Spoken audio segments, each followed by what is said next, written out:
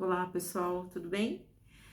Vim aqui para falar um pouquinho para vocês da constelação familiar. Eu faço constelação familiar individual, presencial ou online, né? Com os meus bonecos, tá? Eu vou falar um pouquinho da constelação e vai ser um prazer. Quem tiver alguma dúvida para me esclarecer sem compromisso algum, tá? Vou atendê-los com o maior carinho.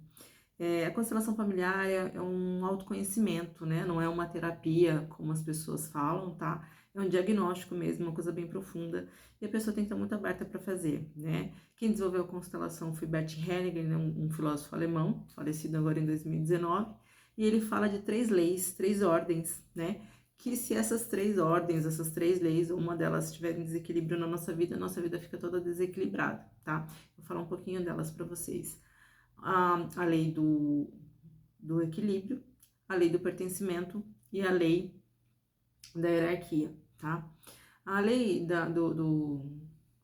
falar do pertencimento, que é a mais forte, é o que acontece, é quando tem uma exclusão, tá, né, que é mais forte, todas são, né, mas só para vocês entenderem um pouquinho, a lei do pertencimento é que todos devem pertencer. Então, quando a gente tem alguém na família que por algum motivo é excluído, vou dar 2 exemplos. Um exemplo é o aborto. Às vezes ocorreu um aborto ali na família e não é falado. Não é falado por dor, por medo, por vergonha, não importa, né? Se é um aborto provocado, se foi um aborto causado, mas não é também que tem que ser falado a todo momento, mas aquilo é esquecido, não é contado. A pessoa tem um filho e, né, um filho e um aborto só fala que teve um filho, um exemplo. É mais profundo, mas só para vocês entenderem. E o que acontece? Essa criança, mesmo que ela não tenha vindo ao mundo, não tenha nascido, ela quer pertencer, né?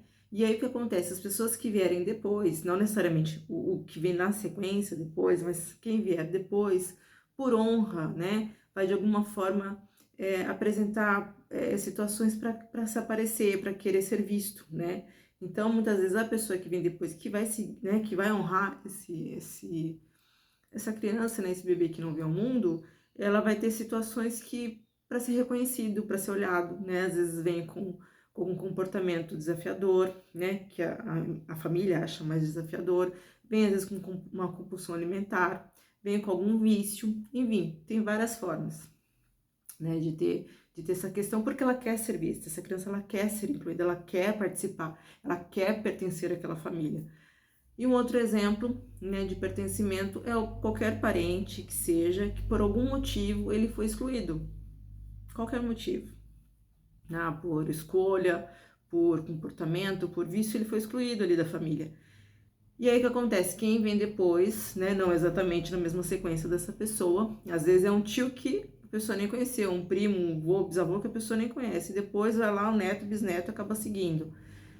E o que acontece? Segue exatamente ou comportamentos semelhantes àquele parente, né? Por honra, né? Daquela pessoa, aquela pessoa. E é inconsciente, tá? Então, esse é o pertencimento. Hierarquia é os pais, são nossos pais, né? Então, quando a gente julga os nossos pais, quando a gente acha que eles deveriam ter feito diferente, quando a gente, às vezes tem pais que as pessoas acabam nem conhecendo, né? Enfim, foi adotado, a gente julga isso, essa questão, a nossa vida fica em desacordo. Por quê? Os nossos pais fizeram o que eles acharam que era melhor naquele momento. E eles também têm as dores deles, né? Eles também têm um sistema por trás que eles também seguiram, que eles também seguem, né? Então a gente tem que ter um olhar de aceitação, né? De respeito para aquelas decisões.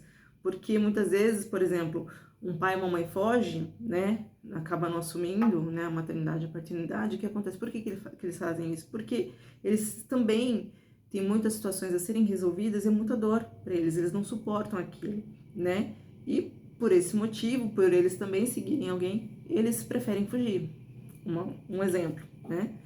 E equilíbrio entre casais, entre qualquer tipo de relação, né, entre 2 ou mais pessoas.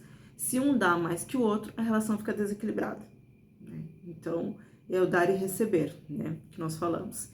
E a constelação, assim, uma única sessão, nem é indicado que seja feita várias sessões, né, porque como que funciona? Você faz uma constelação, por exemplo, para um relacionamento. Às vezes a pessoa tem algum problema de relacionamento, né? E relacionamento na constelação familiar ela é muito ligada à mãe, né? E só que quando você faz a constelação com esse tema, né, ele também acaba mexendo com outras questões, porque a mãe também é o financeiro, né? Então acaba influenciando em outras coisas. E o pai é ir para a vida, né? É você permanecer, você ficar, se estabilizar nas suas questões. Então uma coisa acaba sendo ligada à outra. Então você faz uma constelação, se a pessoa estiver aberta para olhar profundo, ela consegue ver várias coisas, né? E o que é esse olhar profundo, né? Que eu sempre oriento meus clientes, sempre falo que é importante. Porque às vezes a pessoa tem um trauma, tem uma questão que vai aparecer ali na constelação e a pessoa não quer olhar para aquilo, sabe? Até ela sabe que tem essa questão que ela precisa olhar, mas ela sempre vai colocando embaixo do tapete, sei lá, um luto, uma traição, enfim, uma questão, às vezes alguém que ela não tenha mais contato. E não é que a gente vai fazer a pessoa engolir essa informação, essa questão e ela tem que entender e tem, não. Aos poucos, a gente faz um processo, né? Passa uns exercícios sistêmicos para a pessoa ir colocando nessa pessoa essa questão no coração. Mas se a pessoa não tiver com vontade, por exemplo, vou pegar o exemplo do trauma, às vezes tem um trauma e a pessoa fala, eu não quero, eu sei, né? Mas eu não quero ver isso, eu não quero olhar porque me machuca. O que vai acontecer? Vai continuar jogando embaixo do tapete, né? Conforme eu até brinco, e não vai resolver. Então, vai ter certas situações que vai ter que sentir dor, né? Vai ter que viver aquele luto daquela situação, vai ter que meio que mexer na ferida mesmo para poder caminhar de forma mais leve, né? Então não é que a constelação vai tirar, né, todas as dores, aí teve uma questão lá, um trauma, e nunca mais eu vou lembrar dessa questão. Não, mas você vai ter um entendimento diferente e você vai ter uma leveza para você seguir sua vida, entendeu? Então é uma coisa, é um olhar diferente para sua vida, né? Não é um caminhar mais leve, tá bom? Espero vocês, tá? Qualquer dúvida que vocês tiverem, estou à disposição. Um beijo grande, fica com Deus.